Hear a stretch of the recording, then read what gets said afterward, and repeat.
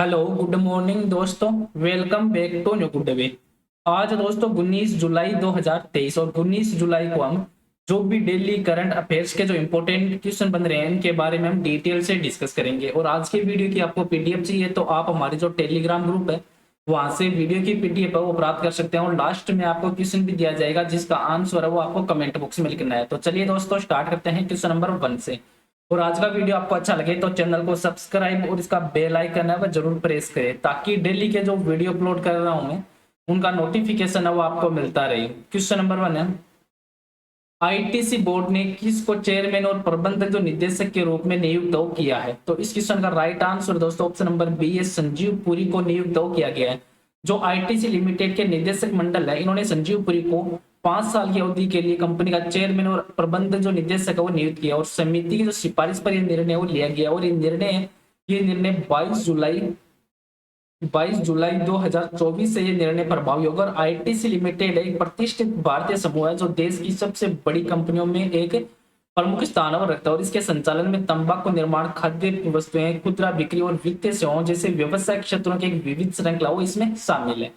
अब हाल ही में कौन कौन से अपॉइंटमेंट है वो कहाँ पे किए गए उन पर भी एक नजर डाल लेते हैं। कि तुषार मेहता है उनकी भारत के सॉलिसिटर जनरल के रूप में पुनः नियुक्ति हुई है। रोहित जावा वो हिंदुस्तान यूनिलीवर के एमडी और सीईओ बने। और प्रवीण कुमार श्रीवास्तव है वो नए सीवीसी के रूप में इन्होंने शपथ ली। और अजय यादव ने एसईसीआई के एमडी के रूप में कार्यभार संभाला। और जी कृष्ण कुमार को भारत पेट्रोलियम कॉर्पोरेशन के अध्यक्ष के रूप में नियुक्त किया गया है। भारत सरकार ने सिद्धार्थ मोहंती इनको एलआईसी के अंतरिम अध्यक्ष के रूप में नियुक्त किया है। और महिंद्रा फाइनेंस ने राहुल रेबेलो को एमडी और सीईओ के रूप में नियुक्त किया है। और आरबीआई ने जेपी मॉर्गन चेस के नए सीईओ के रूप में प्रभदेव सिंह है इनकी नियुक्ति को मंजूरी प्रदान की। और अश्विनी कुमार है वो यूको बैंक के एमडी के रूप में इनकी नियुक्ति वो की गई है। नेक्स्ट क्वेश्चन है क्वेश्चन नंबर 2 कि किस राज्य के अथुर पान है इसके पत्तों को भौतिक संकेत जो जीआई टैग है वो उस प्रमाण पत्र से सम्मानित किया गया है? तो इस क्वेश्चन का राइट आंसर है ऑप्शन नंबर सी है, तमिलनाडु राज्य के। जो तमिलनाडु के थूथुकुडी जिले में अथुर पान के पत्तों को तमिलनाडु राज्य जो कृषि विपणन बोर्ड और नाबार्ड मुद्रे इनके द्वारा जो भौगोलिक संकेत है जीआई इससे सम्मानित किया गया। और अथुर पान के पत्तों के उपयोग का जो प्रतिनिधित्व करने वाली संस्था है इसको जीआई प्रमाण पत्र प्रदान किया गया। और ये अथुर पान के पत्ते हैं ये मसालेदार और तीखे स्वाद के लिए जाना जाता है। इसका उपयोग है वो विशेष रूप से मंदिर, उत्सव या गृह प्रवेश या शादियों जैसे विशेष अवसरों के दौरान वो किया जाता है। अब तमिलनाडु राज्य, तो तमिलनाडु राज्य भारत का दक्षिणी राज्य है जिसको आप मैप में देख सकते हो। और तमिलनाडु के पड़ोसी राज्य हैं आंध्र प्रदेश, कर्नाटक और केरल। और तमिलनाडु के प्रेजेंट है मुख्यमंत्री हैं एम के स्टालिन और राज्यपाल है रविंद्र नारायण रवि। और तमिलनाडु में टोटल जिले हैं 38। और तमिलनाडु की राजधानी है चेन्नई। और तमिलनाडु का जो राज्य पशु है नीलगिरी तहर है। और राज्य पक्षी है पन्ना कबूतर। और राज्य गीत है नीरारम। और राज्य खेल है सातुगुरु। और राज्य वृक्ष है ताड़ का वृक्ष। अब तमिलनाडु राज्य से संबंधित जो इंपोर्टेंट बिंदु बनते हैं उन पर भी एक नजर डाल लेते हैं।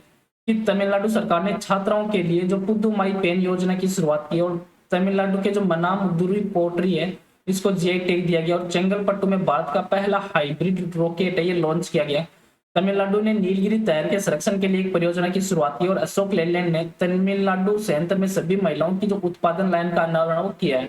और तमिलनाडु सूचना आयोग या आरटीआई जवाबदेही में सबसे कम प्रदर्शन वो कर रहा है। और अरिटापट्टी और मीनाक्षीपुरम गांव को राज्य का पहला जैव विविधता विरासत जो स्थल है ये घोषित किया गया। और तमिलनाडु राज्य ने जो सीनियर राष्ट्रीय महिला फुटबॉल चैंपियनशिप है इसका खिताब जीता। और कारखाना अधिनियम 1948 में संशोधन करने के लिए जो कारखाना विधेयक 2023 वो पारित किया गया है। नेक्स्ट क्वेश्चन है क्वेश्चन नंबर 3 कि किस राज्य में गजा है कोटा अभियान है ये शुरू किया गया है?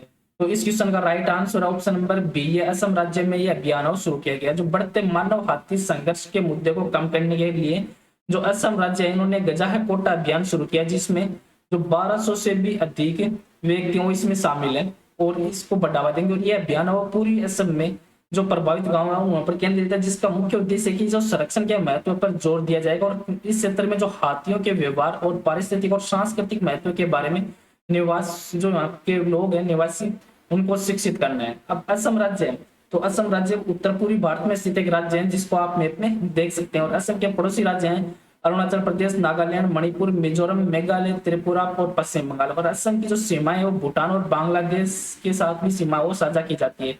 और असम के प्रेजेंट मुख्यमंत्री हेमंत बिस्वा शर्मा और राज्यपाल जगदीश मुखी। और असम में टोटल जिले हैं 35। और असम को जो राज्य का दर्जा मिला था ये मिला था 26 जनवरी 1950 को, और असम की राजधानी है दिसपुर।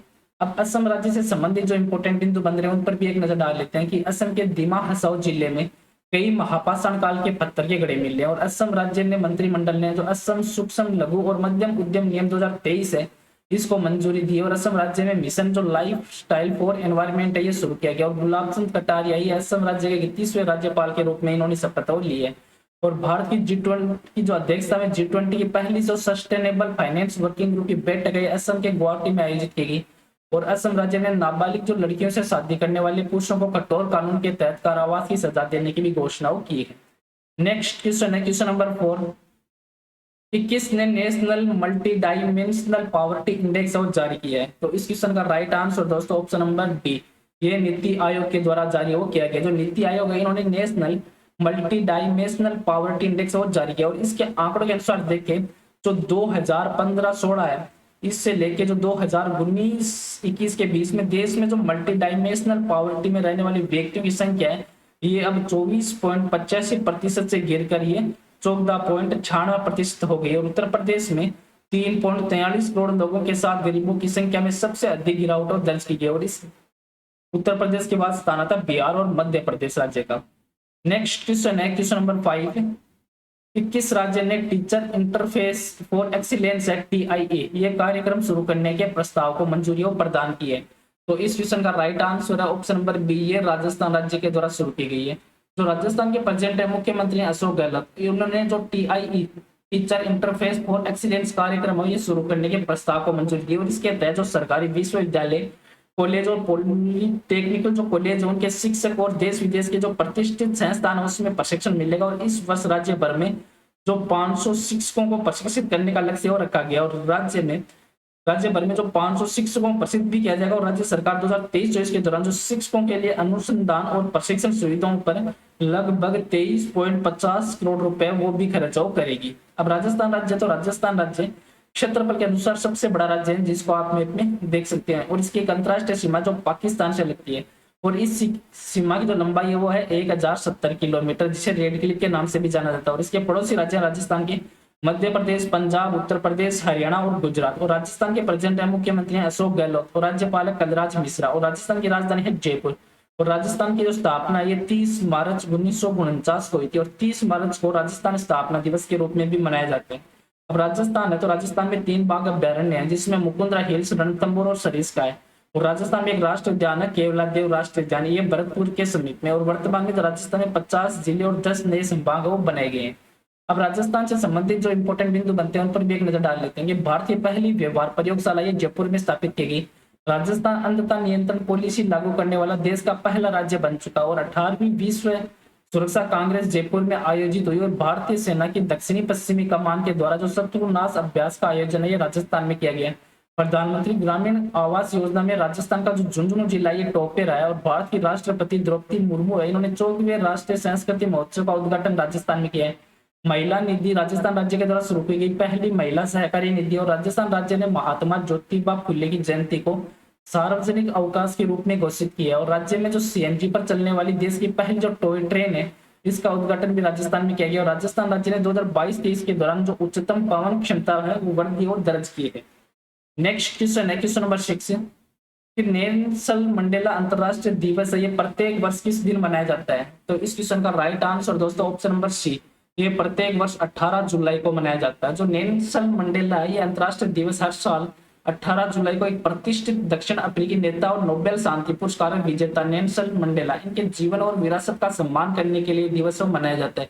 और यह महत्वपूर्ण दिवस है, ये शांति, सुलह और मानवाधिकारों को बढ़ावा देने के लिए मंडेला के जो असाधारण योगदान की याद है वो भी दिलाता है। अब जुलाई मंथ है, तो जुलाई मंथ में निम्न इंपोर्टेंट दिवस और मनाए गए जिन पर एक नजर डाल लेते हैं कि 1 जुलाई को हाल ही में राष्ट्रीय डॉक्टर दिवस और चार्टर्ड अकाउंटेंट दिवस के रूप में, 2 जुलाई को विश्व खेल पत्रकार और विश्व युवक दिवस, 3 जुलाई को अंतरराष्ट्रीय प्लास्टिक बैग मुक्ति दिवस और गुरु पूर्णिमा, 6 जुलाई है तो 6 जुलाई को विश्व जुनोज दिवस, 7 जुलाई को विश्व चॉकलेट दिवस और 10 जुलाई को राष्ट्रीय मछली किसान दिवस और 11 जुलाई को विश्व जनसंख्या दिवस, 12 जुलाई को विश्व पेपर बैग दिवस और 13 जुलाई को राष्ट्रीय फ्रेंच फ्राई दिवस और 15 जुलाई को विश्व युवा कौशल दिवस के रूप में और 18 जुलाई को नेल्सन मंडेला अंतरराष्ट्रीय दिवस के रूप में मनाया गया है।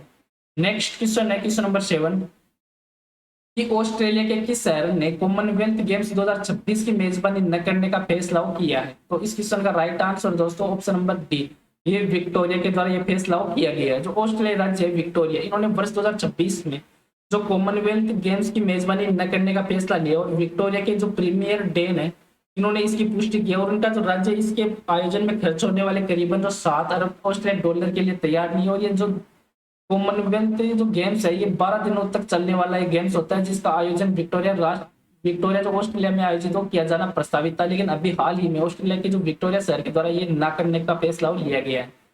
नेक्स्ट क्वेश्चन है क्वेश्चन नंबर 8 कि नीति आयोग के एक्सपोर्ट प्रिपेयर्डनेस इंडेक्स 2022 में किस राज्य ने प्रथम स्थान हासिल किया है? तो इस क्वेश्चन का राइट आंसर है ऑप्शन नंबर बी, ये तमिलनाडु राज्य के द्वारा प्रथम स्थान हासिल किया गया है। जो नीति आयोग है इन्होंने एक्सपोर्ट प्रिपेयर्ड जो नेस इंडेक्स है वो 2022 जारी किया, और इस बार तमिलनाडु राज्य है वो महाराष्ट्र और गुजरात को पीछे छोड़कर ये टॉप रैंकिंग है वो हासिल की है।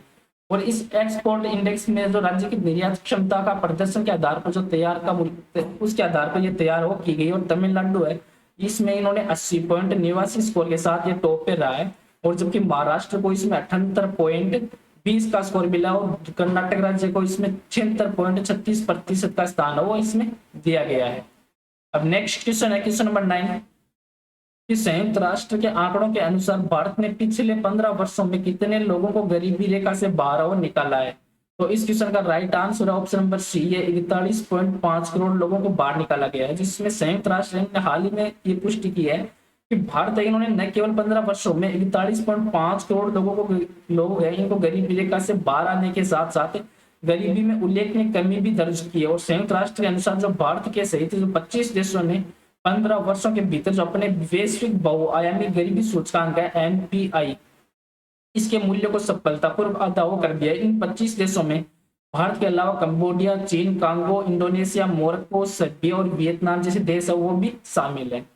नेक्स्ट क्वेश्चन है क्वेश्चन नंबर 10 कि भारत ने किस देश के साथ एक नई पीढ़ी के सैन्य उपकरण विकसित करने के लिए एक समझौता किया है? तो इस क्वेश्चन का right answer option number C, ये फ्रांस के साथ में ये समझौता किया गया है, जो लंबे समय के लिए रोड मैप के हिस्से के रूप में भारत और फ्रांस की नई पीढ़ी के सैन्य उपकरण डेवलप करने पर सहमत हुए हैं। और भारत में जो फ्रांस के राजदूत हैं लेजेंड, इन्होंने इस बात की पुष्टि की और इसे विश्वास और मजबूत साझेदारी का प्रतिबिंब वो माना जा रहा है। और ये समझौता प्रधानमंत्री नरेंद्र मोदी की जो हाल ही में पेरिस यात्रा है इसमें यह निर्णय लिया गया था। अब फ्रांस है, तो फ्रांस पश्चिमी यूरोप में स्थित एक देश है जिसको आप मैप में देख सकते हैं, और इसके पड़ोसी देश हैं Belgium, Luxembourg, Germany, Switzerland, Italy, और इसके पश्चिम में अटलांटिक महासागर और दक्षिण में भूमध्य सागर, और उत्तर पश्चिम में इसके इंग्लिश जो चैनल है वहां से भी घिरा हुआ। और यहाँ की जो फ्रांस की राजधानी है वो पेरिस है, और यहाँ के राष्ट्रपति हैं एमानुएल मैक्रोन, और प्रधानमंत्री हैं एडवर्ड फिलिप, और यहाँ की मुद्रा है दोस्तों यूरो। और आज का नेक्स्ट और लास्ट क्वेश्चन है जिसका आंसर है वो आपको कमेंट बॉक्स में लिखना है कि ITC बोर्ड ने किसको अपना जो चेयरमैन और मैनेजिंग डायरेक्टर है वो नियुक्त किया है? तो इस क्वेश्चन का राइट आंसर है वो आपको कमेंट बॉक्स में लिखना है। और पीछे के वीडियो में भी आपको क्वेश्चन दिया था कि DGCA ने किस राज्य के पहले फ्लाइंग ट्रेनिंग ऑर्गेनाइजेशन को मान्यता दी है? तो इस क्वेश्चन का राइट आंसर था दोस्तों ये यहाँ पे गुजरात है, इस राइट आंसर था तमिलनाडु राज्य को ये मान्यता दी गई है। जो DGCA इन्होंने भारत के तमिलनाडु में पहला उड़ान जो प्रशिक्षण संगठन है उसको स्थापित करने के लिए जो EKVI air training organisation private limited है इसको हाल ही में मंजूरी प्रदान की है। चलो दोस्तों आज का वीडियो है वो यहीं पे समाप्त करता हूँ। वीडियो आपको अच्छा लगे तो चैनल को सब्सक्राइब और वीडियो को जरूर शेयर करें। Thank you all of you.